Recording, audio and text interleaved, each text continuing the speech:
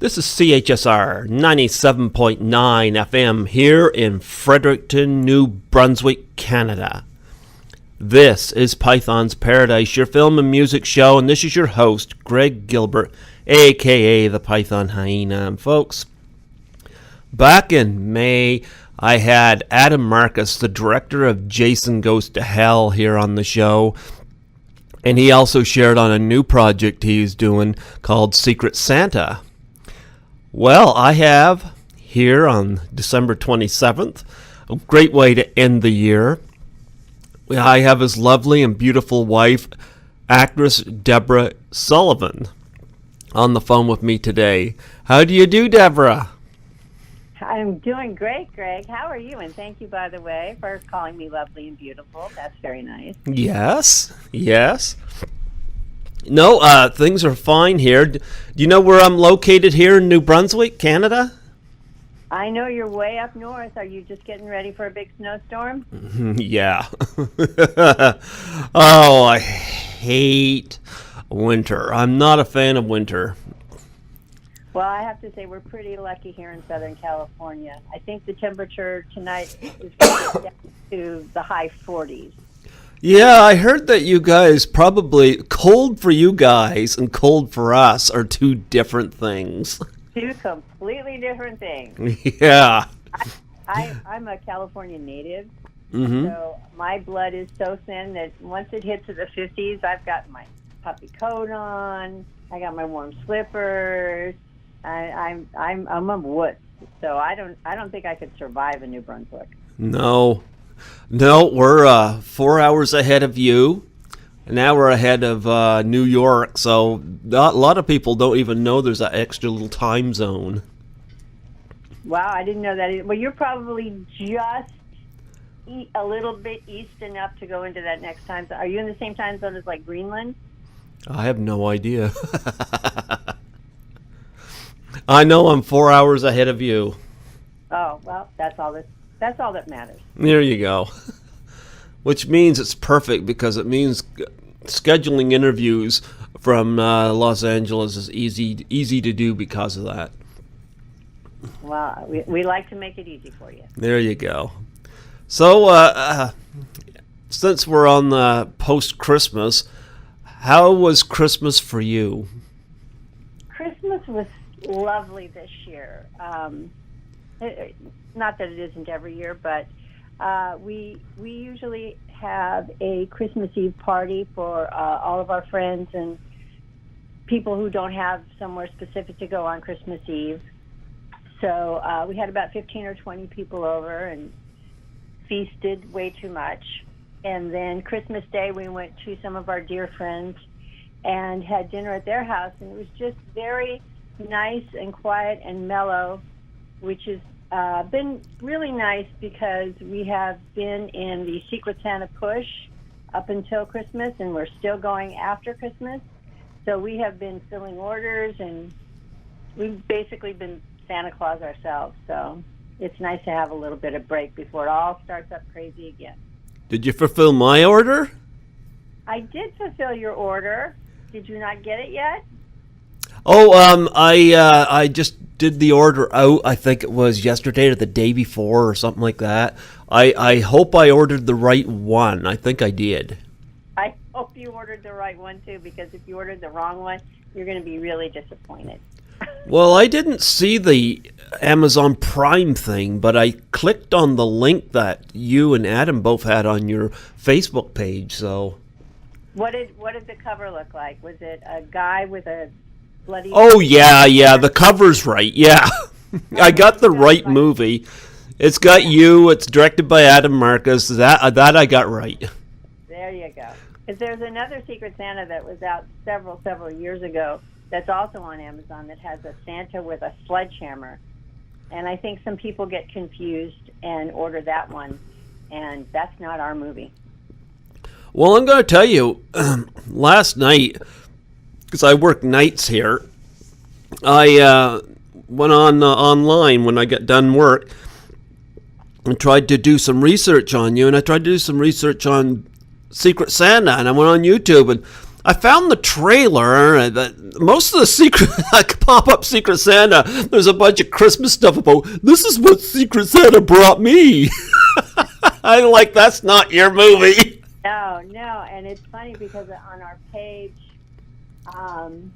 it's not funny, it's actually kind of heartbreaking, but on our Secret Santa page on Facebook, we were constantly getting messages like, can you please send me clothes for my kids, or can you please send me any and because people assume that with Secret Santa that it is a charitable thing, and I wish we could help those people out, but we just can't. Oh my.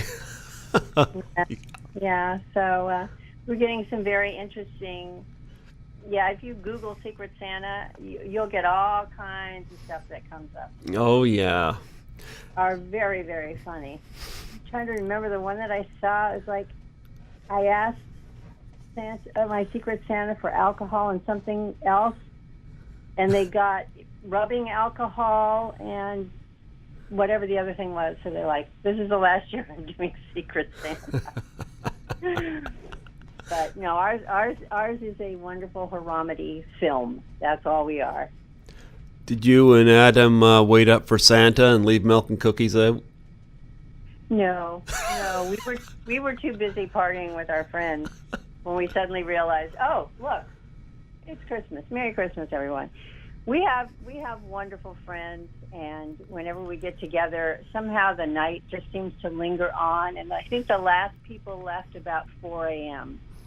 Well, you know what? This was the first Christmas Eve I had where it was just me and the cat. I usually go to my younger brother's for Christmas, but he was busy, getting Christmas dinner ready because my parents, unfortunately, are both suffering from illnesses and can't do it. So my brother was doing this, and so he was a little bit too preoccupied to have me over. So it was just me and the cat, and I joked with people on Facebook. I said, Santa did not find me.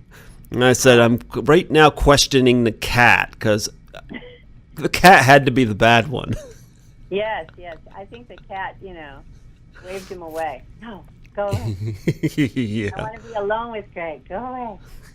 Yeah, well, I didn't put anything up. I went to the parents and, had Christmas dinner, but, and which my brother prepared, and it was very low-key compared to other years. I remember last year, Boxing Day, I interviewed Tracy Savage from Friday the 13th, Part 3, and I was just in cloud nine. I had a big crush on her, so I was, yeah. I can understand that. Yeah, I showered her with the compliments, I'll tell you that. Well, good for you. I'm sure she appreciated it. Oh, yeah. But here we are. This is probably the latest in the year I've ever done an interview. It's 27. You got her beat by one day. Wow. So, yeah. And I'm very happy to do it. I love doing this, and I have a lot of fun with it. I enjoyed having Adam on back in May, and happy to promote Secret Santa. We didn't get it in our theaters, unfortunately. We didn't even get it advertised. But you know what? I saw the trailer online, and I thought, you know what? I'm going to order this movie because, I binged Christmas movies this holiday season, and Christmas movies for me kind of fell into three categories. One, actually four. You have your classics, like It's a Wonderful Life, which I went and saw at the theater on a special screening. And then you got, I classify The Apartment as a Christmas movie. I watched that. That's a very sweet movie. Yeah, and like Home Alone and stuff like that. And then there's, your crass comedies, like, your Christmas Vacation, which I watch. Yeah. And then, you got your dope humor Christmas films like A Very Harold and Kumar Christmas, The Night Before, Office Christmas Party. Oh, yeah. Bad Santa. And, I classify Eyes Wide Shut as a Christmas movie because it is set at Christmas. Oh, wow. Now, most people would not classify that as a Christmas movie, so bravo. Well, you know what? If they're classifying Die Hard as a Christmas movie, you can classify Eyes Wide Shut as a Christmas movie, because if you watch Eyes Wide Shut, it takes entirely place at Christmas. That's true. That is true. That. Yep. So, anyway, then of course there's your horror film Christmas movies, like Black Christmas, the original, a big favorite of mine. Mm-hmm. Yeah. Better Watch Out just came out. And I like that. And then, of course, there's Christmas Evil, and then there's Silent Night, Deadly Night, and Silent Night, Deadly Night 2. I gotta say it. Garbage Day! That's funny. Yeah. So I watched a lot of these Christmas movies, and Christmas and horror films, it's a really dark subject, but I'm going to tell you, I grew up with horror films, so and I remember I used to be afraid of horror films, but growing up, and I remember I shared this before. I remember that Friday the 13th Part 2, my cousins baited me into watching it. It was the first time I'd seen a naked woman. and after 3 death scenes, that was when my mom came in and turned the TV off.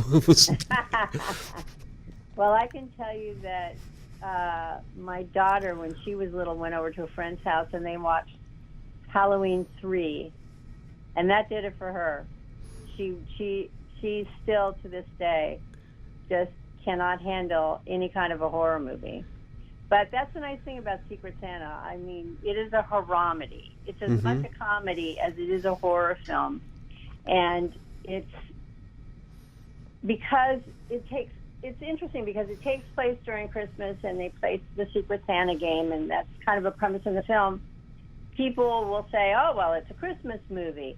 And in a way it is, but it honestly, because of the family dynamics and all of the stuff that goes on in the film, this film is for any holiday that you have to survive with your family members that you can't stand. So this movie would play just as well at Easter or Thanksgiving or birthday parties, anything like that, where you have to be with people that you really wouldn't want to be with if you didn't have to. And the nice thing about Secret Santa is the vicious dialogue is almost as biting and bloody as the gore and the mayhem that comes after it. So yeah, I like horror comedy, like I guess it goes in alongside, your Evil Dead and House and movies like that. Yep. Yeah, it's kind of in comedy-wise, it's kind of in the vein of Evil Dead. It's perfect. Really funny. And I'm obviously prejudiced, but if you look online and look what people are saying about it, anybody that has difficult family members can relate to this movie, because these are just horrible people, and I apologize to anyone who watches the film. The character that I play is just awful. That's not really me. That's not who I am. But we get a lot of laughs off of that. And I had a great time playing Shari, but she is probably the most despicable woman on the planet. Well, I'm looking forward to seeing Secret Santa. I did place an order in. I did it through Skeleton Crew, the production company that you and Adam Marcus are head of. And it's because I wanted you guys to get the benefits of that. Well, thank you. We really appreciate it. Our partner, Brian, is working real heavily now. Did you get it from us, or did you get it on Amazon? It was Amazon, but it was through you guys. It was Skeleton Crew. Yep. So it will be coming direct from Amazon. We actually have 2 sites that you can buy the movie. If you're looking for just the Blu-ray or DVD, you can get it on Amazon, or you can get it through our website. secretsantathemovie.com/merch. And on that site, we also have all kinds of extra goodies that you can get, like signed posters by the cast and crew, full-size posters, all different kinds of little extras and stuff that are available if you're a collector and like that kind of stuff. So. Oh, I didn't know about that beforehand. Yeah. Well, you have to, if you keep up with Adam's Facebook page or Adam's Twitter feed or Adam's Instagram, he is the one-man band of getting all the information out there, and then I then share it and put it on all of my pages and stuff. But if you go to Secret Santa the Movie on Facebook or Adam Marcus on Facebook, you'll be able to see everything that's going on with Secret Santa and all the other projects that we have going with Skeleton Crew. You know, it's interesting because Adam Marcus came highly recommended by Scotty McCoy, and Scotty's scheduled to be coming on here a third time in early January. And so that was how I got hooked up with Adam Marcus. And he and I chatted for 2 hours and 45 minutes, and that is not even my longest interview. Wow. Yep. My husband is quite the raconteur. Yeah, well, he did a great interview. I really enjoyed how candid he was, that he didn't hold back from what he thought, even the negative stuff that took place in his career and people he dealt with, you know. And he's absolutely wonderful at this. He's absolutely wonderful. Yes. How did you and Adam meet? Oh, it was very romantic. We met at a business networking function. Okay. I'm joking. It wasn't right. We both belonged to a networking group that would get together once a month, people in the industry all about the same age. And it was nice because there weren't, you know, a lot of times in Hollywood you go to a party and you meet people and you have to play games and you don't want to tell people who you are, what you do, and it just, whereas this was basically, we get together once a month, you wear a name tag that says what you do in the business, and you're just there to network. And we were at this dinner at a local restaurant, and we saw each other. This is the romantic part.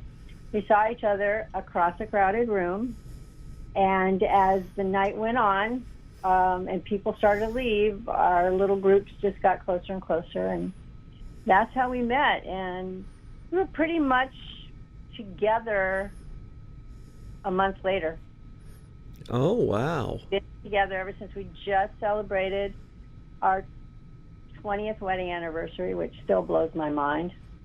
But yeah, we've been together for a very long time. We managed to juggle being husband and wife and business partners, which is quite a feat.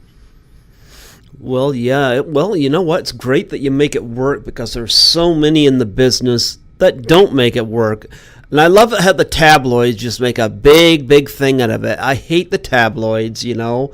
Yeah. Yeah, I don't care who's sleeping with who or who's involved with who or how many husbands or wives so-and-so has, you know. Mm-hmm. Yeah. And they just feed off it. And I wanted my show here to be anything but that, you know. But yes, yeah. Huh? There's no gossip about us. There's nothing to gossip about. Absolutely. You know, we're very much in love with each other, and we work very well together, and you know, we make it work. That doesn't mean that we don't both want to kill each other at times, but I think that's any married couple. Yeah. Well, let's talk about Secret Santa. Especially for people here who probably have not heard of it. But me, I love these, I'm one of these people, when I go to the movies, chances are I'm going to be more interested in the movies that I don't see advertised than the ones that are all over, you know, the fast food restaurant merchandise and all that stuff, you know? Yeah, well, it's important for people, especially nowadays, it's really important for people to support independent film. Exactly. Cinema, because the business model has changed so much, and you know, for movies to be in a movie theater, they have to either be a Marvel movie or something that big that has a huge studio behind it, or the quote-unquote independent films that also have huge studios behind them. So films like our film, which is definitely an independent film, it's difficult. I mean, to get into a theater would be impossible. So we are distributing it specifically on Amazon through with a Blu-ray or a DVD, or through our website. And that's really the only way that you can get it. And in a way, it's kind of, people who find it and order it, it's like they found something special. Yeah. You know, it's not something that you can just download on your computer and watch. It's something that, you know, you went out and I was like, I want to see this movie. And then you own it and you have it forever. And, you know, with digital nowadays, everything is just so, it's like you said, fast food. Yep. It's there and then it's gone, and you may not ever get it back again. Netflix has so much going, and they dump stuff every month, and when it's gone, you can't find it. Yep. No, I hear ya. I remember back in the day, movies used to play for months at that theaters, you know. Think way back in 1975 when Jaws came out, you know, that played like all summer, you know. Now something will be there a month, maybe 2 months at the most, and then it's, you know, it used to be something would come out on video like maybe a year later. Now it's like they just ship them out just like that, and it's like, come on, where's the anticipation, folks? Right. Well, you know, I think the studios look at a theatrical release as an advertisement for the DVD and Blu-ray and VOD market. Yeah. And it's, I love Marvel movies, and you know, I will go and I will see it on the big screen, but I will also then go out and buy that movie so that I have it, so that it's mine. And Blu-ray's making such a big, it's going to be the next vinyl. You know, all of us who had vinyl records and then kept them, well, vinyl's coming back. Yep. Everything comes back, and we live in such a disposable world now, where everything is just immediate gratification, and then just get rid of it. And the attention span of most people is like that of a gnat. Yeah. And if you have something tangible and something that you can hold on to, you're going to be glad you did in the long run. Yeah. Yeah. So what can I tell you about Secret Santa? Secret Santa, well, the first thing I'm going to ask, and I already know the answer to that, but for the listeners, give us the plot synopsis of this movie. Secret Santa, I'm sorry, there's somebody trying to call me. I will ignore them. Secret Santa is about the Pope family, and the head of the family, Leonard Pope, owns a pharmaceutical company. Mm-hmm. And they have been working on some pretty sketchy stuff for the government. And all of the family members work for the pharmaceutical company. And Mr. and Mrs. Pope are divorced. They're very conservative and very nasty people. Mm-hmm. And one of the family members, April, the oldest daughter, has decided that this year Christmas is going to be a time for everybody to get together and make amends. She's an alcoholic. She wants to make amends to people. She just wants everybody to have a good time. So she secretly invites the dad to Christmas. And what nobody knows is that the younger daughter, Penny, has spiked the Christmas punch with one of her dad's new formulas, which is a sodium pentothal, military-grade sodium pentothal. Okay. So anybody who drinks the punch suddenly starts telling the truth. And they start saying all the horrible things that they think about each other, but would never say. And then what happens is the reason that the punch has actually been scrapped by the father's company is because once you start telling the truth, pretty soon you start doing all the things to your family members that you've always wanted to do. And the next thing you know, it's murder and mayhem and blood and gore. But it never loses its sense of humor. It is funny all the way through the end. Well, I love the trailer, and boy, when chaos erupts, chaos really erupts. It does, and it's one of the things, and we've specifically designed it this way, is you spend a lot of time with that family getting to know them and getting to see how horrible they really are, so that when the violence does erupt and people do start getting killed, you have an emotional investment in those people. And a lot of times in films, slasher films, I put quotes around that, they start killing people before you even know who they are. You have no emotional investment in the characters. They're just fodder, and it's about, well, how cleverly can we kill this person? It's funny how you mention that, because last night I had some downtime, and I watched Girls' Night Out. I found it online, and I was like, man, that movie was just pure shit. Oh. Like, seriously, it's like I didn't get to know much about the characters. Little I did get to know, I didn't care. Like, they were just so unlikable. And when people started getting killed, I wasn't invested at all, Yeah. Yeah, and it's those kind of movies, and I haven't seen that movie, so I certainly wouldn't denigrate it. Yeah. But they're kitsch value almost. It's like, ooh, did you see that kill? Ooh, did you see how they did it? But it's not like a movie that you'd want to go back next year and watch. No. And one of the reactions that we are getting from a lot of people, and I mean a lot of people, about Secret Santa is, this is now on my Christmas list of movies to watch every year. Yes. And we have had people call us laughing so hard to tell us that they watched the movie that we can barely understand what they're saying, because they're still laughing and going, oh my God, I can't believe you did that. Oh my God, I can't believe she said that. So that's very gratifying for us. Yeah.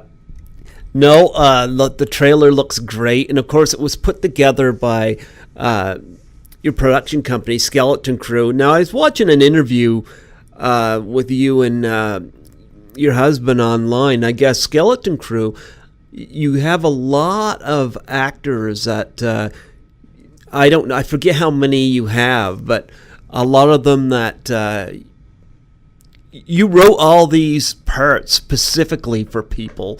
So you got a lot of actors rounded into your company, right? Right. Skeleton Crew, Adam, Brian, myself are the three partners, and I have to say both of my partners are amazingly brilliant. And all three of us had been working in the studio system for years and years and years. And, Adam and I wrote some really big pictures, and Adam wrote and directed Jason Goes to Hell, and we did Texas Chainsaw, and Brian has done so many movies. But we all felt the same thing. You work so hard on a film, and then the movie comes out, and if you're the writer, what comes out is not always what you wrote. 9 times out of 10, 17 other people have had their fingers in that pie. Mm-hmm. It comes out, and you're like, but that's not the story we were telling. That's not. And we've seen it happen with so many of our projects, and we just decided, the three of us, we were just like, this is it. We're going to start our own production company. We are going to make projects that we want to make, and they will be made the way we want to make them, so that when they come out, if people love them, great, because that's exactly what we wanted to put on the screen. And if they don't, I'm sorry, but we're still going to stand behind, this is what we wanted to do, and nobody else had their fingers in the pie. And one of the things that, Adam's background is so varied. When he was in high school and all through college, he ran several theater companies back in Connecticut, in New York. And when he came out here, he wanted to form his own theater troupe out here of actors. And we have 60 actors in our troupe right now, and they're all frigging amazing. And people that you would recognize, and people that are just new and coming up, that are so talented. And in our lower budget division, one of the things that we are doing is creating parts for these people. And Secret Santa was cast completely out of our theater company. Yeah, and we're proud of that. I think that's fantastic too, because again, the market of movies is so much of it is based around celebrity, you know. Not that there's anything wrong with going to see a specific actor or actress in a movie, but so many of these up and comings don't necessarily have that break. So it's nice to have a great independent movie where they have a part to play. Even some of these veteran actors you don't see much anymore. It's always nice to see them get something like this where great. It's great to be back doing what I love to do. Yeah, absolutely. I mean, and look, we're not stupid on our bigger budget movies. We are going to put some name actors in there because that's how it sells overseas, and that's how you get specific distribution deals and stuff like that. And there are so many talented actors out there that we would love to work with. But when it comes to lower budget, and especially our horror things that don't rely on a name, that don't have to have, you know, Bruce Willis or somebody of that ilk and stature in it, yeah, we're going to use our people.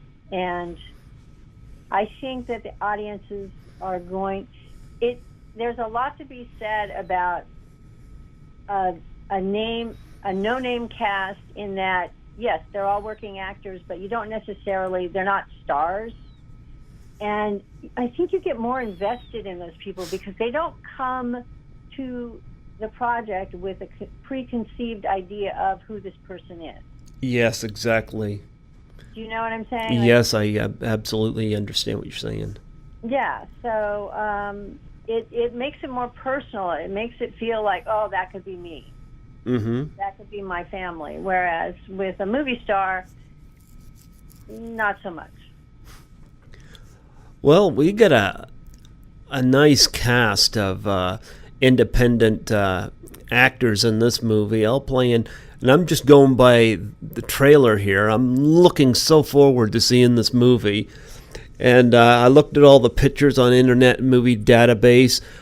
I saw a picture of one woman. I thought it was you at first, but a woman's face was splattered in blood. And it wasn't you. It was, I'm trying to think of the woman's name. Was it Pat Destro? What's that? Was it Pat Destro? No. Michelle Allaire? No, it was A something. Oh, A. Leslie Keyes. A. Leslie Keyes. Yeah, she plays my daughter, one of my daughters in the movie. She's really, I mean, every actor in this movie is great. Every actor. And again, we've got Michael Rady, who is Michael is a name. He was in Sisterhood of the Traveling Pants. He's had at least 5 series television shows. He does a lot of Hallmark Christmas movies. I mean, Michael Rady is a big deal. We also have Drew Lynch, who is he's a wonderful actor, but he's also a stand-up comedian. He came in second place on America's Got Talent 2 years ago. He's a stuttering comic. He tours all over the world and has a huge fan base. And I'm telling you, everyone in this movie just puts in such an amazing performance. And there's enough blood and gore and inappropriateness for the horror fans, but for people who say, "Oh, I don't like horror. those people, when they watch the movie, because it has so much comedy in it, they're like, oh, I like this movie. I don't like horror, but I like this movie. So we're winning over a lot of I don't like horror fans with it, which is really great. I know I saw one picture online of, speaking of gore, this woman had what looked like the pointed end of a star coming out of her mouth after being bashed in the head with something very, very sharp. Yeah, that is Michelle Allaire with the top of the Christmas tree. Oh, that's what that... To the back of her head. Now, how did that idea come up for a kill? Well, you have to look at what you're writing. When we're writing a Christmas movie, what's the most inventive death that we could come up with? Oh, I know. Let's get a really big tree topper. Let's get a really big star for the top of the tree and shove that through the back of somebody's head. And my husband is just so twistedly brilliant. And a lot of I don't want to give anything away. No. But there are some things in here that, as Adam says, if we haven't offended you, we haven't done our job. Yeah, I hate this PC bull that some people try to inflict. I can't stand the censors, especially these people that have this agenda to... Yeah. I don't censor what I want to watch. Don't tell me what to watch on my television, Yeah, absolutely. And because we're an independent film, we don't have to worry about that. Yeah. It's really nice. We don't have to water down our vision of what we want to do and what we want to say to answer to anyone but us. No. So we're very excited about that. Well, hopefully this will grow into being a cult film too, That's what we're hoping. We're hoping that it finds its audience. And I mean, word of mouth has been amazing. We've got some really good angels online championing us and getting the word out there about the movie, and it's slowly seeping out. And I just hope that people, I will watch a Christmas movie any time of year. And as I said before, this really isn't a quote-unquote Christmas movie. Yes, it takes place during Christmas, and, one of the conceits is that they play Secret Santa, but because it's about such a dysfunctional family and having to spend time with those horrible people that you just really want to dismember and maim, I think it could find its audience all year round. Well, it's interesting because, and I hate this argument. People say the movies that should win awards are the ones that the people go see, the ones that win at the box office, the ones that make the most money, And I'm like, that don't necessarily make a great movie. And I'm going to tell you an argument I've made several times. 1998, one of the highest grossing films was a piece of junk called Armageddon.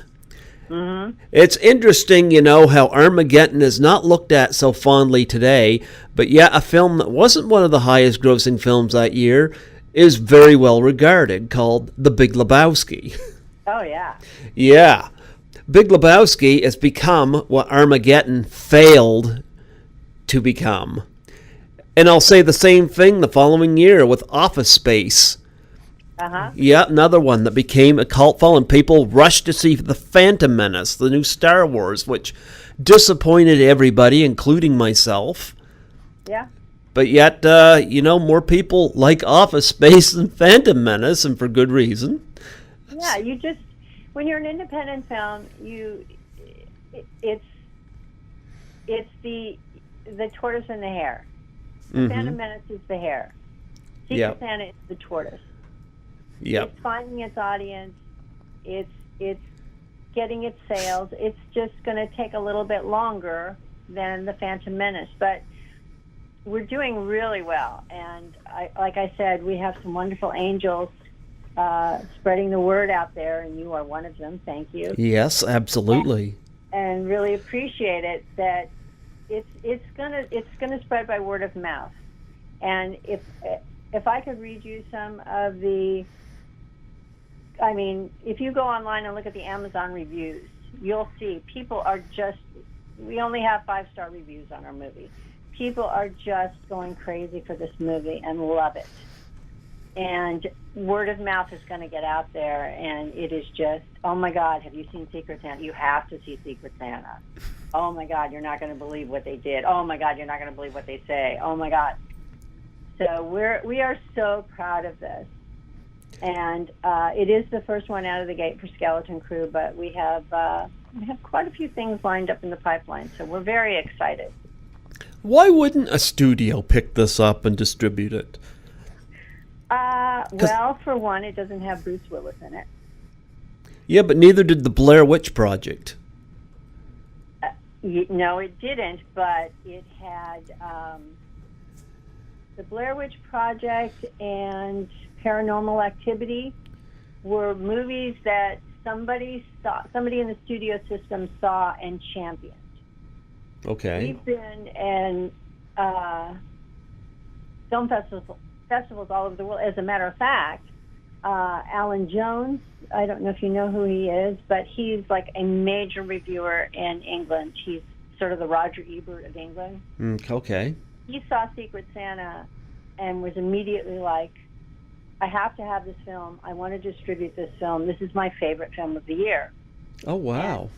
And he runs Fright Fest in London and Glasgow, and he partnered with Signature, so we have a UK distributor that's out there behind us, which is awesome. Mm-hmm. And here in the U.S., we started talking, and this is what so many people don't know. Until you're in the business and you're really working it on this end, you just don't understand. We know so many writers that we were at film festivals with.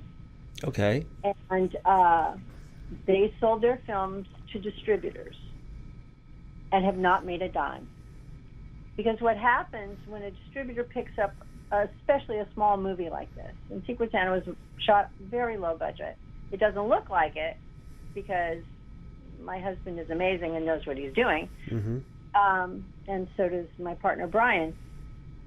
But you get these distributing companies, and we have like 15 come to us and say, hey, we want to do it. And we'll give you an 80-20 split.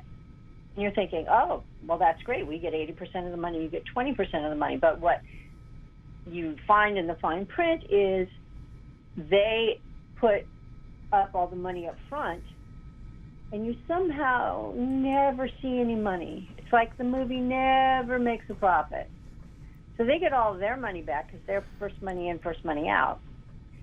And then by the time they've paid off all of their initial investment in getting it distributed, there's no money for you.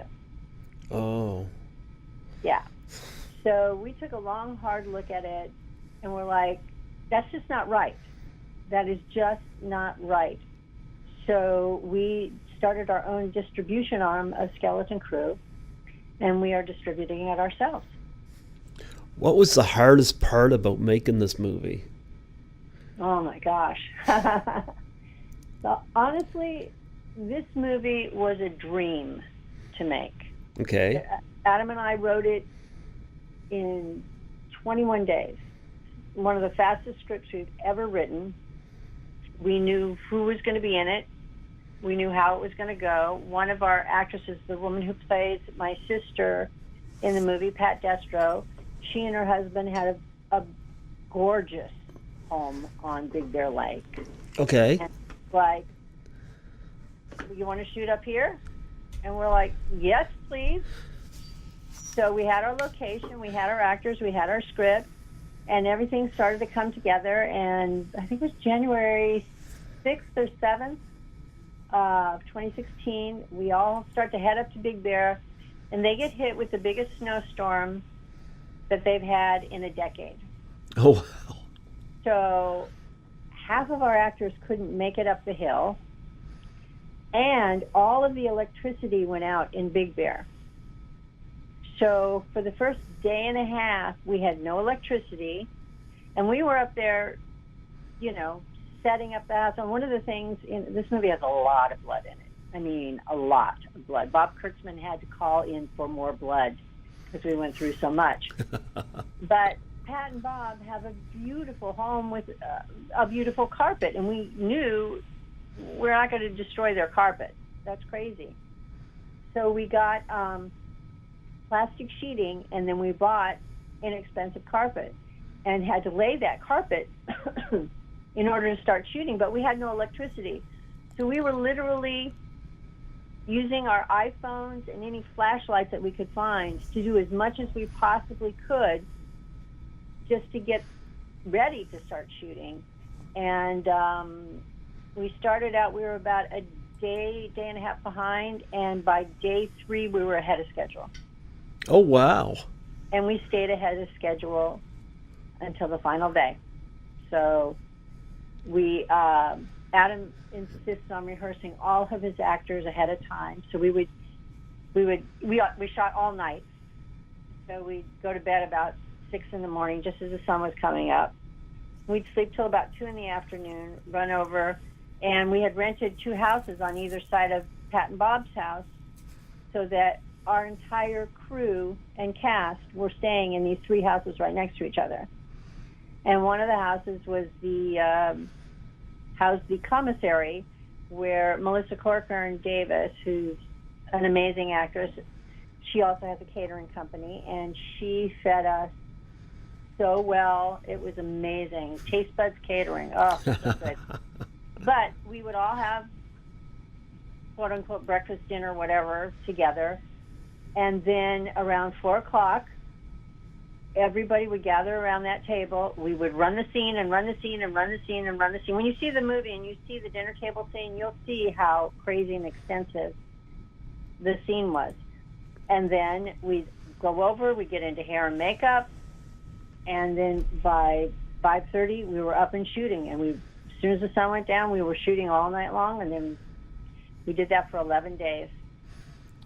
So the story takes place mainly at night, huh?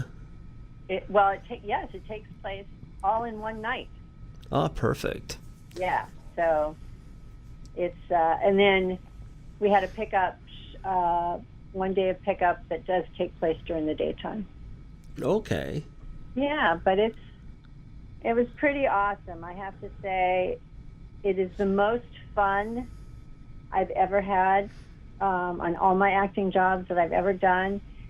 It's the best part that I have ever got the chance to play, and it is the hardest that I have ever worked in my entire life, because I was wearing several hats. I'm also co-producer, so I had to make sure, along with Adam and Brian, that everything's running smoothly, everything's getting done. I mean, we have all worked our butts off. Literally, I think we all lost 10 pounds on this movie. But it's so worth it. We are so proud of this movie.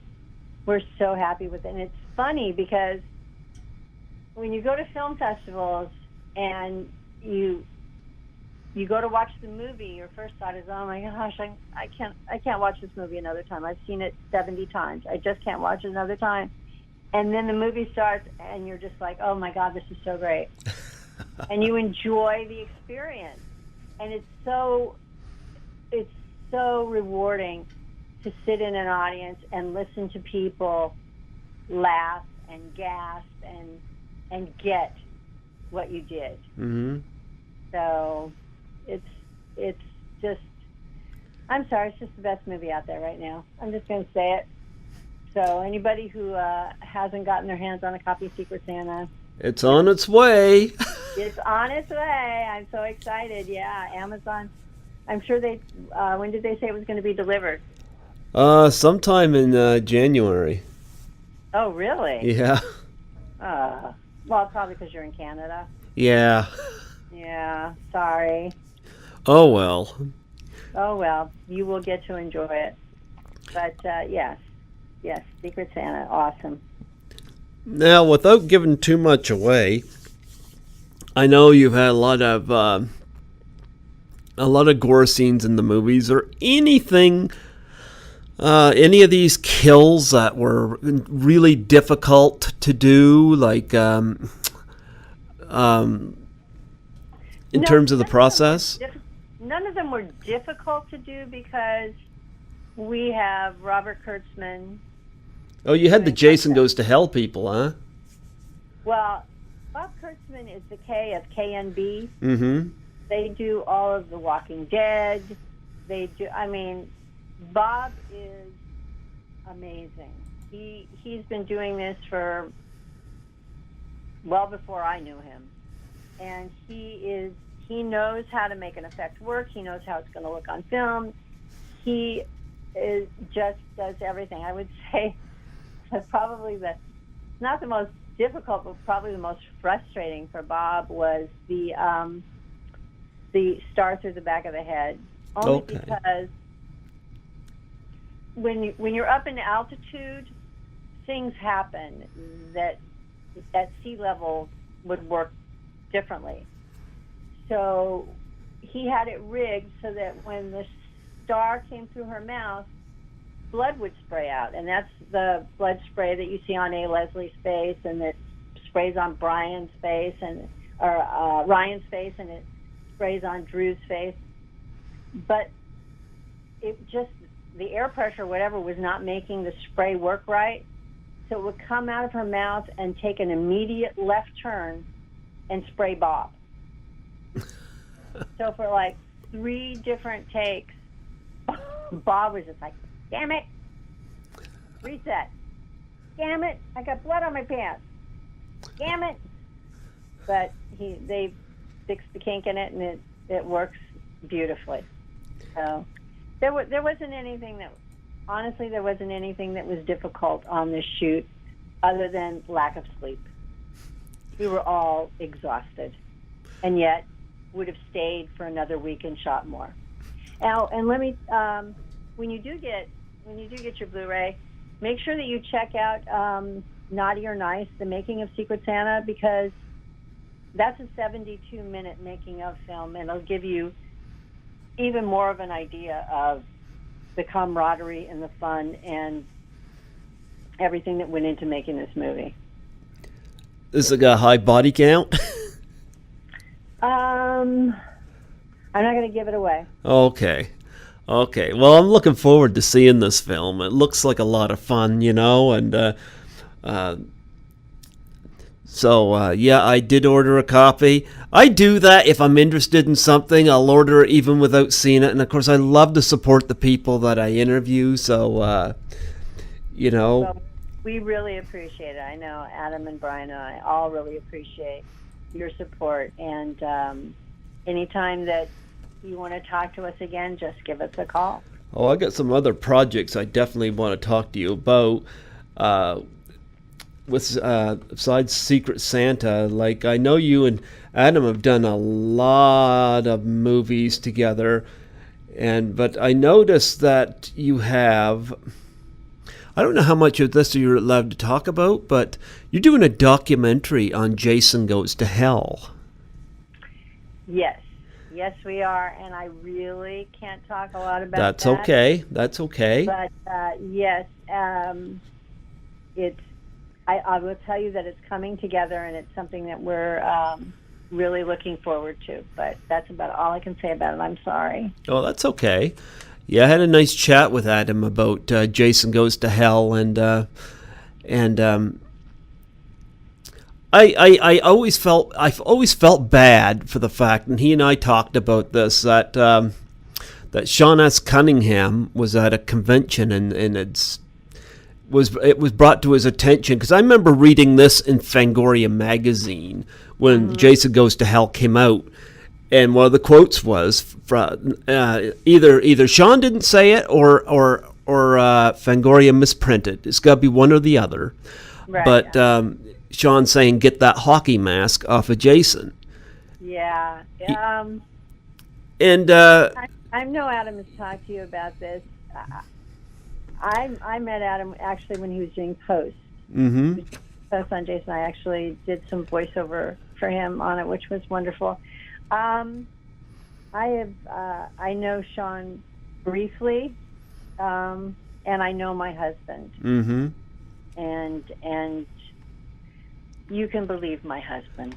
I believe your husband because I mean, it stated it way back in 1993 in that Fangoria magazine. It was in there, and like I know Adam felt a little betrayed by that, and I don't know whether Sean's getting caught up in the fact that Jason has become popular. Whereas in that first initial movie, it was just basically a couple shots of him, and of course the big shot in the lake. But he's become very iconic.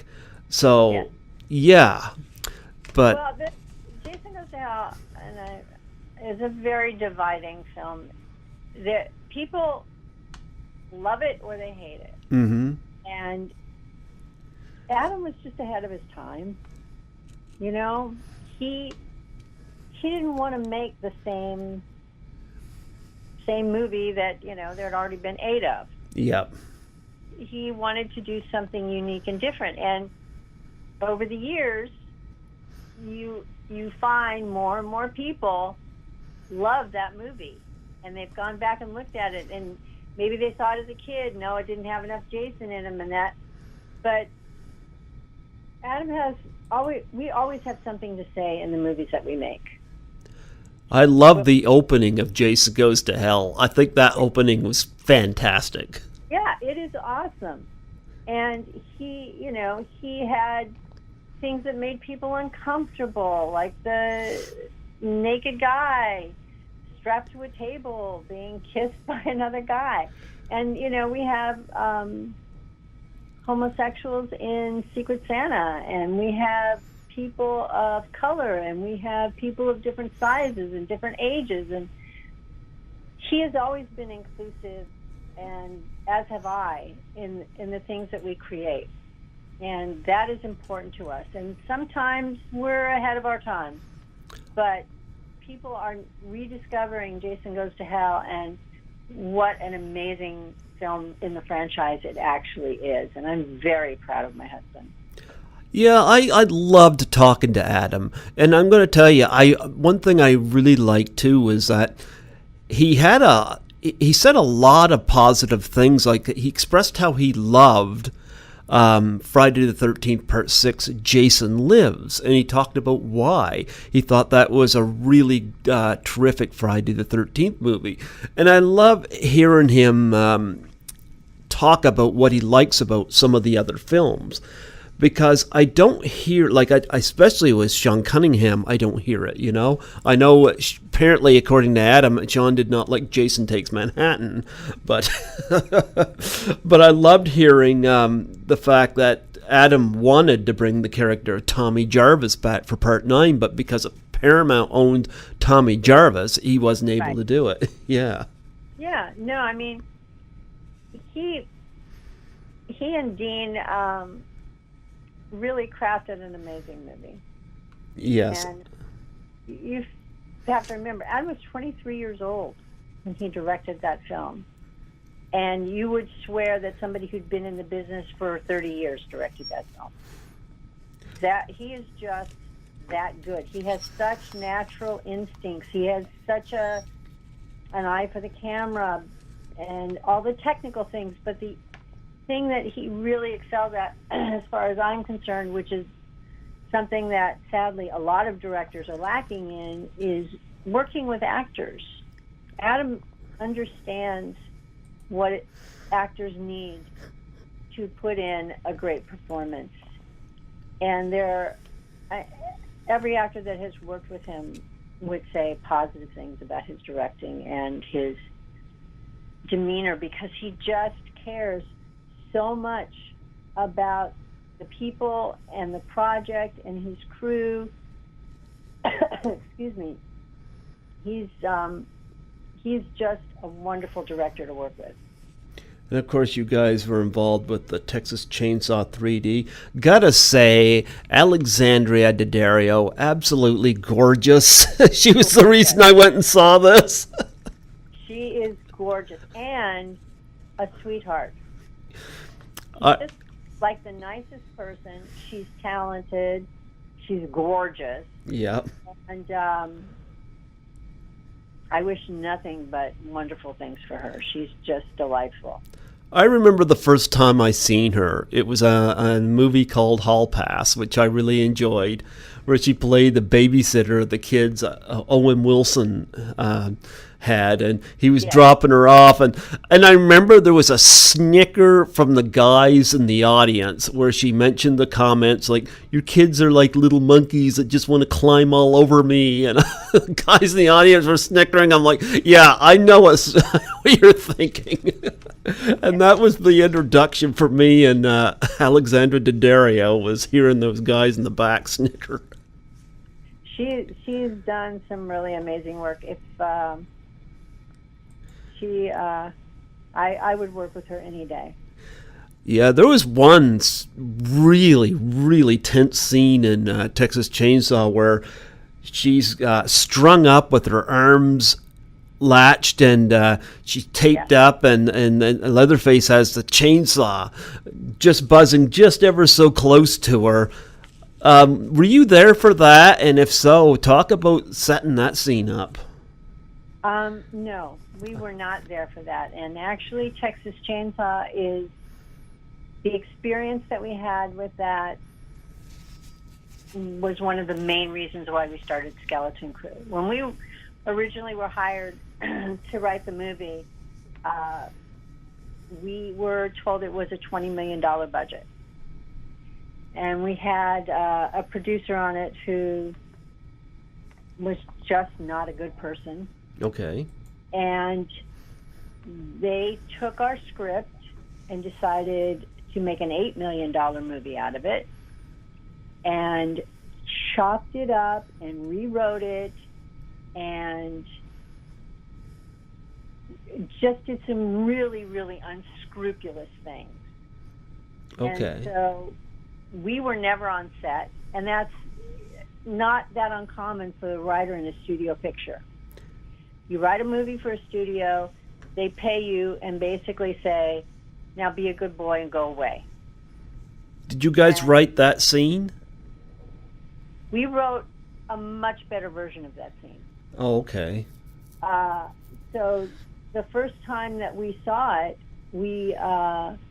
Lionsgate brought us in to see a screening of it. And Adam and I sat in the screening room by ourselves. The movie's already done.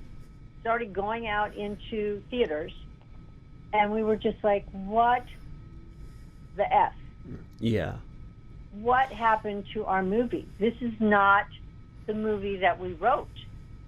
This is, it just in no way, shape, or form was what we wanted it to be. I mean, we were writing 3D kills. We had some of the most amazing kills, and because they cut the budget by 2/3, they just went for the easiest, sloppiest. I mean, the scene in the carnival was just mayhem that we wrote. It went on for like 8 minutes, and there were amazing kills in it, and you see it in the movie, and it's like this little watered down nothing of a scene. And all the decisions that they made just really hurt the movie, in my opinion. Yeah. People may love the movie, and it could be just exactly what they wanted, but again, it wasn't what we imagined. It wasn't what we wrote. And that's why the things that we're doing with Skeleton Crew, they are us. Nobody else is rewriting us. Nobody else is cutting the budget. Nobody else is making any of those decisions. Our movies are our movies, and they'll be the way that they are because that's the way we want them to be. That scene I was talking about, what was your version of it supposed to be? Well, first of all, there was about 15 more people in it. Oh, okay. It was just, everything was on a much bigger scale. It was scarier. We had a stampede in the slaughter. It took place in a slaughterhouse. Okay. And Jason, and she had to hide in amongst the cattle. And Jason was coming after her. You mean Leatherface? Leatherface. My brain is just fried. Mm-hmm. Leatherface is coming. I mean, and then there's a stampede, and it took place in a slaughterhouse with all the dead carcasses hanging around. It was just so much more than it was. But I'll have to say, Alexandra does an amazing job in the scene. She's gorgeous. She has such a thick body. I'm jealous. And she sold it. She sold everything that needed to be sold in that scene. So yeah. I remember that scene best, you know, because she's strung up there, and he's got that chainsaw just inches away, and the only thing she got on is that little thing on her top. So she was a real trooper. So she was. Yep. She was. But yeah, but I agree with you. When somebody starts tampering with your movie, and even here's another thing too. It's supposed to be set right after the original film, and there's a little timeline issue going on in there too. You think? Yeah. Yeah. No, that's not us. Trust me. Yeah, I didn't figure that would be you. No, our timeline was rock solid. We knew what we were doing. Unfortunately, the movie got put into hands of people who really didn't know what they were doing, and they made decisions that hurt the movie, as far as I'm concerned, overall. Kind of like the Friday the 13th movies, where nobody knows what year it's supposed to be set in anymore. You know? Yeah. Yeah. You want a timeless movie? Yeah. Were you guys involved any with Marilyn Burns coming back for that? Nope. No. Well, we wrote it. We wrote her in there, Mm-hmm. but we were not in charge of any sort of casting. Okay. Well, you and Adam have done a few movies together. Besides Secret Santa, you guys have done Let It Snow. Of course, you get to work with Bernadette Peters of The Jerk fame. Love her, love her, love her. She is just a doll. So professional, so nice, so talented. I can't say enough about Bernadette Peters. She really is one of the nicest people on the planet.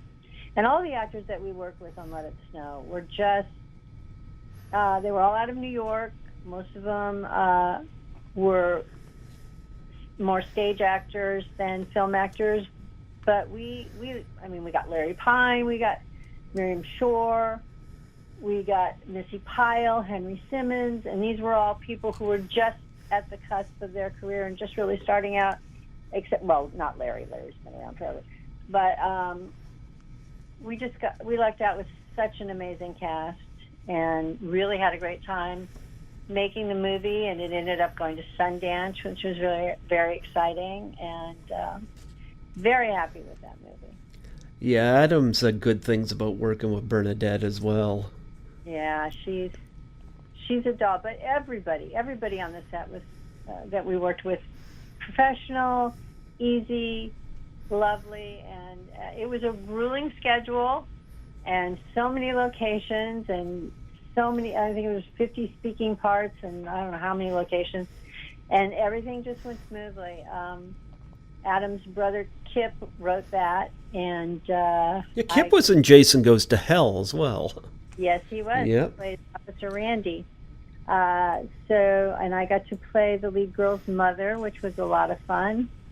So we did that together, and we did Conspiracy.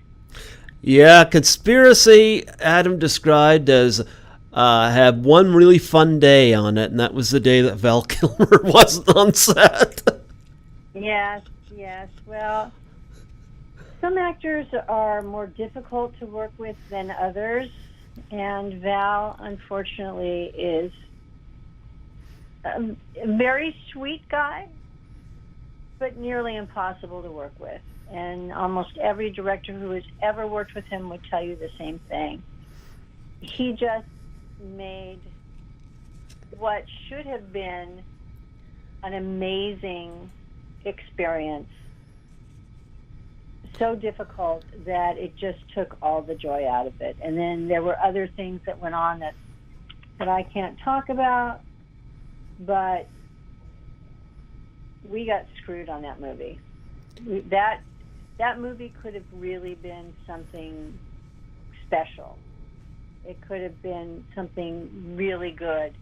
And because of one actor and some other shenanigans that went on, it just never got to see the potential that it had. So again, we used so many of our actors in it, which we loved doing. So we loved working with our actors. We loved being in Santa Fe. We'd never been to Santa Fe before. The crew was just amazing. All of our other, Gary Cole and Jennifer Esposito, just lovely, lovely people to work with. Actually, it's interesting because Adam Marcus said as difficult as Val Kilmer was, he said that Gary Cole was the total opposite. You guys got to work with Gary Cole before he was Bill Lumberg. Yes, yes. And Gary's great. I mean, what's really, besides the fact that he's professional, he's easy to work with, he's just so talented. He can do drama. He can do comedy. He can be lovable one minute and just sinister and evil the next. He has such a range as an actor. Mm-hmm. And again, just a nice guy. Just such a nice guy. So, Again, there was so much of it that was enjoyable, but the whole experience was marred by the negative stuff that went on. So I will always have a mixed place in my heart for Conspiracy. Well, tell me, you played a waitress in that, and you were in a scene with Val Kilmer. Was that difficult to shoot? Yes. I will say yes. It is difficult when an actor doesn't know their lines, doesn't really work with you, and just, that was the day that he kicked Adam in the balls. I heard about that. And hearing Adam describe it, I'm like, I just threw my hands up. Like, why? Because he wanted to see his Crocs or something? Yes. That's the thing. I mean, Val was in a different state of mind, shall we say, for all of the shoot. So when you're working with an actor who always gives you the feeling like he'd really rather be somewhere else. Yeah. But he's getting paid, so he'll show up, although he'll show up 3 to 4 hours late every day, and doesn't take anything seriously, and, just ruins takes by talking in the middle of other people's work. And then, he's like, hey, Adam. And Adam's like, hold on a second, Val. I've got, hey, Adam. And Adam just said, what, Val? And he just kicked him. Go see my new Crocs. Like, did Adam not charge him? Because I would have. Yeah, well, again, things that I can't talk about. That's okay. He was protected. The actor was protected. Wow. Yeah. And you'll find this a lot when the star of the movie is the reason that you have the financing, mm-hmm. the reason that the film is getting made. They will sometimes act however they want to act because they know that there's really nothing you can do about it. Oh, wow. They're the 800-pound gorilla. I'll tell you an account Adam did mention. He said that there was one scene involving a nude woman, and Val was, I don't know how many hours late. And when he showed up, he got a little frisky, and he said, "You rolled the script up and whacked him on the knuckles," or something like that. Oh, it wasn't on the knuckles. Okay. This is a really good friend of mine who's also in Secret Santa, Michelle Allaire. Okay. Been hanging out there all day, waiting for him to come out of his trailer where he was entertaining another actress. Wow. And finally showed up, and we're trying to set the lights, and he keeps rubbing her behind, her naked behind. Ah. And it was like, I think it was our last day of shooting. And I was like, I don't care if this guy has a fit and throws me off the set. You are not going to do that to my friend.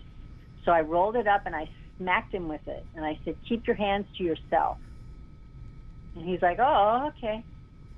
The thing about Val is he's immensely talented. Mm-hmm.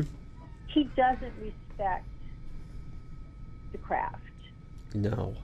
And he also has the temperament of a toddler sometimes. Okay. And so I had to become the mom, which is really not my place. I mean, technically I'm the co-writer of the script and, playing a part in the movie. I'm not a producer. I don't have any power. But I'm sorry, when you're manhandling my friend, I don't care who you are, I will tell you to behave yourself. And much like a bad puppy, he needed to be smacked. And I did it. So. Talk about Michelle.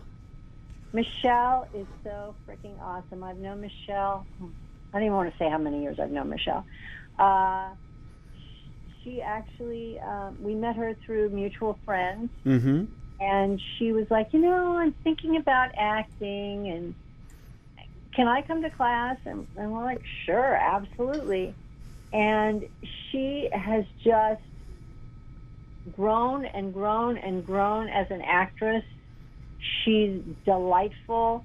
She works harder than just about anyone I know. Besides being an actress, she owns her own restaurant.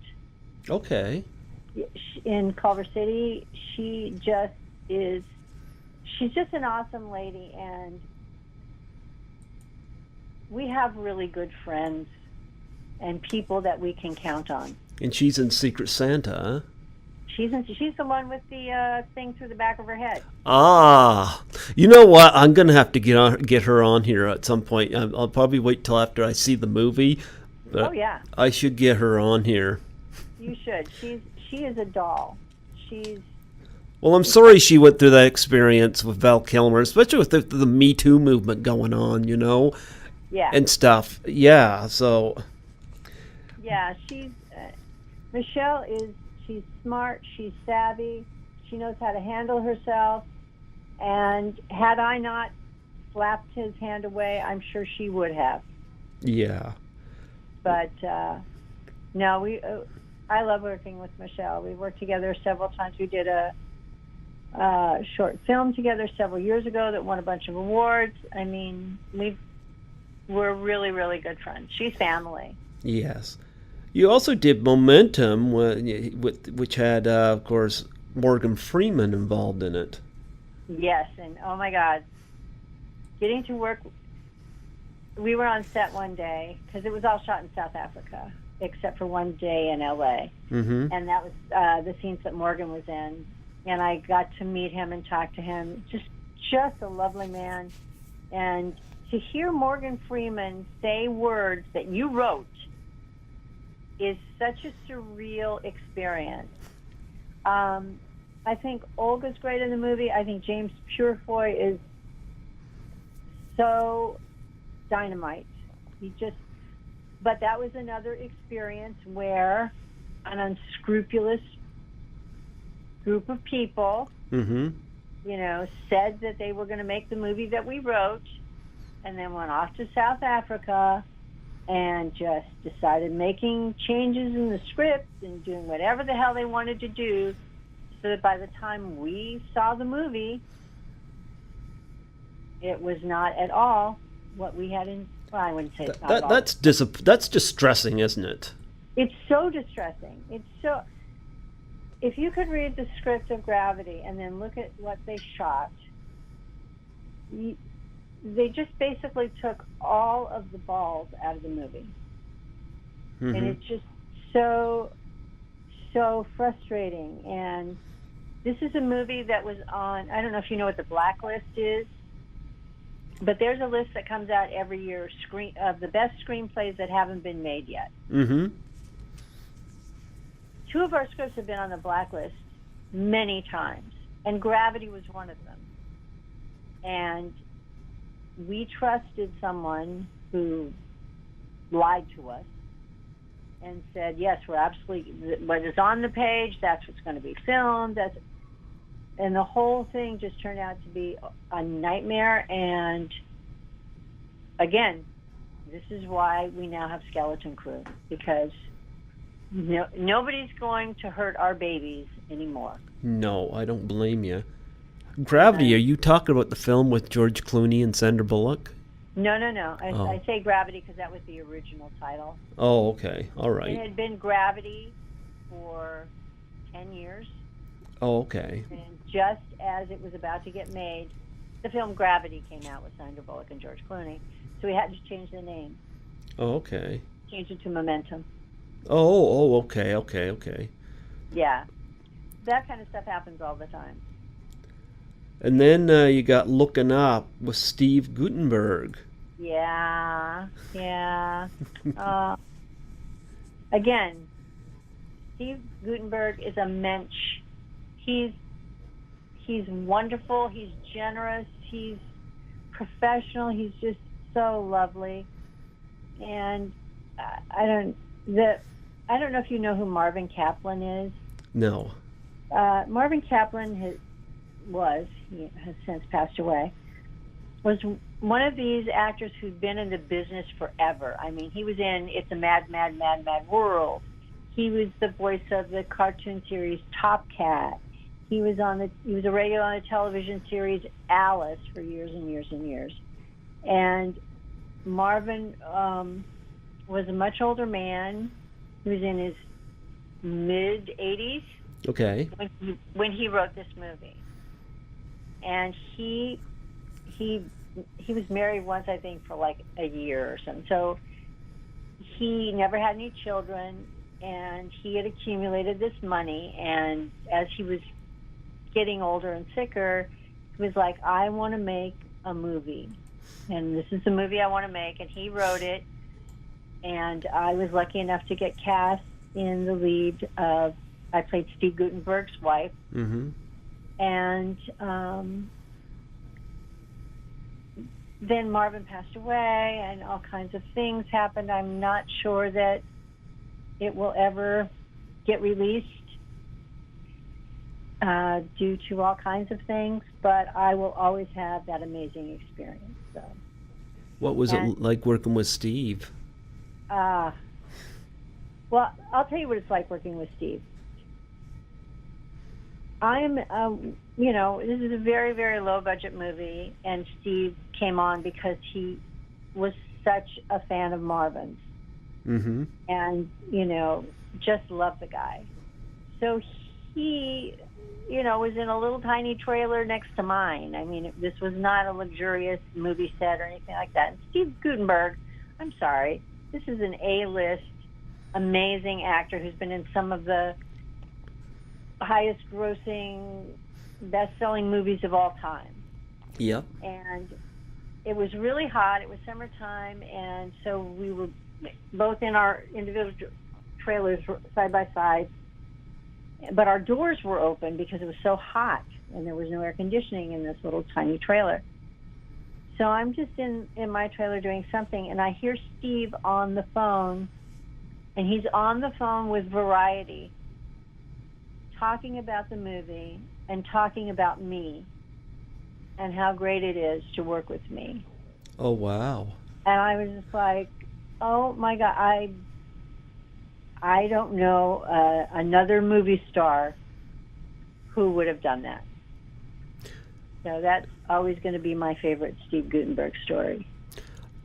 You know, I interviewed an actress twice, Lisa Langlois, who's become a good friend of mine, and I was her assistant at Horrorama in Toronto. It was my first leap out of New Brunswick. And she said the worst film experience she ever had was a movie called The Man Who Wasn't There. But she said she loved working with Steve. She said she hated the experience making the movie. But she said good things about Steve. I know her from class of 1984, but yeah, she had me be her assistant at Horrorama, and I hope that you and Adam will be able to get out to that sometime in Toronto, because I've been to that convention twice. But well, I think there's some conventions that we have coming up, so that might be one of them. Yeah. You have one more credit here. This one I haven't seen, but I'm going to bring it up so you can plug it. Wicked Moms Club. You play Coach Shaw. Wicked Moms Club, yeah. That was a Lifetime movie. Okay. That we shot in Lexington, Kentucky. And I had a great time. I got to play, excuse me, as a supporting role. I got to play the gymnastics coach in the movie, and it's very Hallmark fare. It's actually a very, very sweet movie, but for people who are really into that kind of movie, it's just really good. Basically, a mom and her daughter have to move to a new town, and the new girl in town is better at gymnastics than the daughter of the mother who sort of runs the PTA and the wicked evil thing. So her and her little clutch of horrible crony women decide to basically gaslight the new mom and make her life hell, so that they'll leave town, and then the evil mom's mother's daughter will become the most important girl on the gymnastics team again. It kind of sounds similar to that movie that Kirstie Alley was in years ago called Drop Dead Gorgeous. Uh-huh. Yeah. That same sort of feel. Yeah. Yeah. Yeah, so it was a lot of fun, and again, I'd never been to Lexington, Kentucky, so I that's one of the best things about acting, and certainly going on all the film festivals that we've been in. Is I've got to go to places that I've always wanted to and never have had a chance. We were just in Dublin for the film festival, and then we were in London. We were in Sitges, Spain. We were supposed to be in Glasgow, but we got snowed out and nobody could get to Glasgow. And then Houston, Indianapolis, Oregon, Arizona. I mean, we've just been all over with the movie. And that is one of the wonderful things, is I get to travel to places that I've never been before. And I haven't been to Toronto. So that is on my list of places to go. You haven't been to New Brunswick? I have not been to New Brunswick. It's nice and cold here. I'll bet it is. I think I'll come visit that when it's not winter. Well, our summers are great, like our June, July's, August, September, okay, well, you know? I'll have to think about it for those months. Yeah. But one thing that was brought to my attention, I didn't know this till I was talking to Scotty McCoy on the phone, but I'm really happy to hear that, Adam, I don't know, maybe you as well, but I know Adam has supported 13 Fanboy, and I'm on that as a co-producer. I know. You told me that. That's so exciting. Yes, Adam and I are both supporting 13 Fanboy. Deborah is just amazing, and we're very excited to see what happens with it. Well, she's been on my show 3 times. She and Nancy McLaughlin, both of the Friday cast, have been on my show 3 times. And Debbie Sue mentioned this on my show. And I know a lot more money got raised when Kane Hodder's name was added, but to me, all it took was Tracy Savage's name, and I was like, okay, I'm in. There you go. And see, you never know what the one thing is that's going to make somebody say, that's why I'm in. Well, it's interesting because she launched this on the Indiegogo campaign, something called Slash Your Dreams. So now I'm going to have my picture in a scene that Tracy is in, I guess. And I'm like, yeah. There you go. Well, congratulations. Yeah, I like this, and it's interesting because I've been reviewing movies since 1996, and I didn't start here at the station till 2005. But I didn't start the podcast until 2015, and it's funny, if it wasn't for Lisa Langlois, I would not have left and gone to Toronto for the convention because I'd never traveled, and it was just a blast, and I plan to do it every year. Good. And yeah, you got to get out of your backyard. Yeah, and then now I'm a co-producer on this movie, and it's kind of nice where I don't have to go down there. And I know one of the perks is to go to the premiere and stuff. Unfortunately, I'm not going to be able to do that, but I'm hoping to. I mentioned this to Adam when I interviewed him, that I am helping a charity for suicide and depression called the Doubtfire Face Challenge. Mm-hmm. Do you hear about this? No. Okay, I mentioned it to Adam, and I know I mentioned that he and you could do this, but Nancy McLaughlin has done this from Jason Lives, and Lisa's done this, but when the Ice Bucket Challenge became very, very successful, another one came out after Robin Williams unfortunately left us, and for suicide and depression. Right. And it involved taking a pie in the face and nominating 3 people. And I did this. I actually did this with Lisa, too, when I was in Toronto last. And I wanted to get the industry involved. And one of the things I had mentioned to Deborah Voorhees, I said, look, if I can't make it down to this, I said, why don't you and the cast do the Doubtfire Challenge? I said, I think it would be awesome, Yeah. Yeah. Scotty McCoy did this, too. And he nominated a bunch of people from Friday the 13th. Like Adrian King and Lar Park Lincoln have been nominated by both of us. Oh, that's great. Well, why don't you send me the information? You have my email. Just send me the information on it. Yeah, because I threw it out there to Adam, and I said, you and Deborah could do this. And but yeah, I thought that I would bring that up. But yeah, I'm hoping to get that hopefully even out of the 13 fanboy people, because I think that would be phenomenal.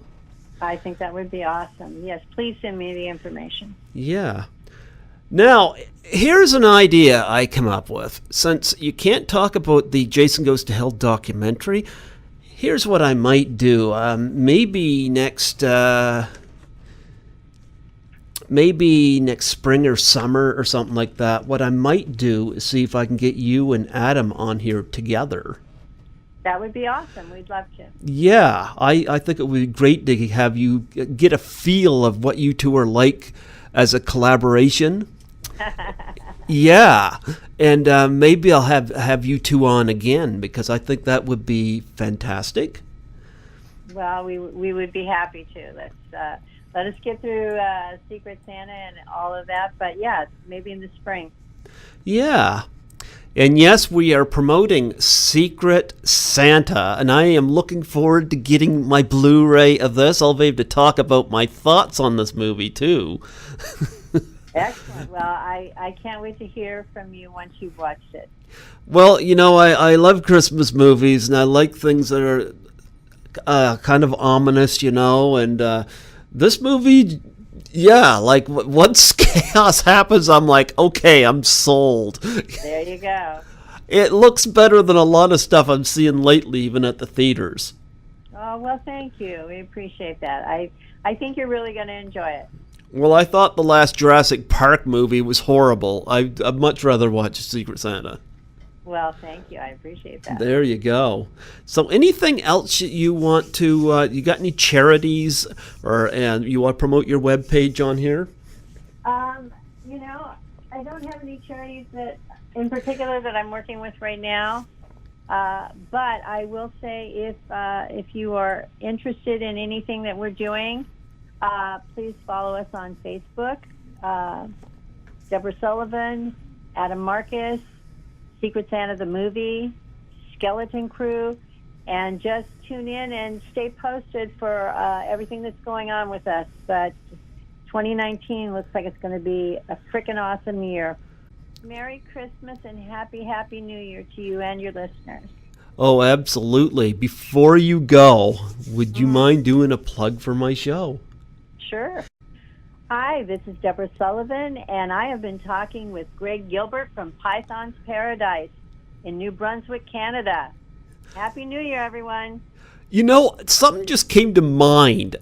Speaking of New Brunswick, Canada, Adam Marcus had mentioned this to me because I always say our closest celebrities are the Trailer Park Boys, and he said that you had an encounter with them. Oh, yeah, I did a Jimmy Kimmel live bit with the Trailer Park Boys. I love them. They are crazy. Those guys are crazy. Really nice guys. It was a really fun bit. Did you ever see any of their shows or any of their movies? I haven't seen their movies. I've seen a couple of their skits, though. Yeah, they are. I love them. They actually remind me a lot, in a different way, with the Impractical Jokers. Yeah. Well, their first movie was produced by Ivan Reitman. Wow. Yeah. Yep. That's awesome. Well, Adam had mentioned that you were out. I did work with the Trailer Park Boys. Yep. Oh, that is awesome. I think that's hilarious. Anyway, I wish you a very happy New Year. Thank you so much for coming on here. And yeah, I'll have to get you and Adam to come on here and we'll further talk about this and discuss any future projects you guys have coming up. Terrific. We'd love to. Thank you. Absolutely. God bless you, and you have yourself a wonderful New Year. You too, Greg. We'll talk.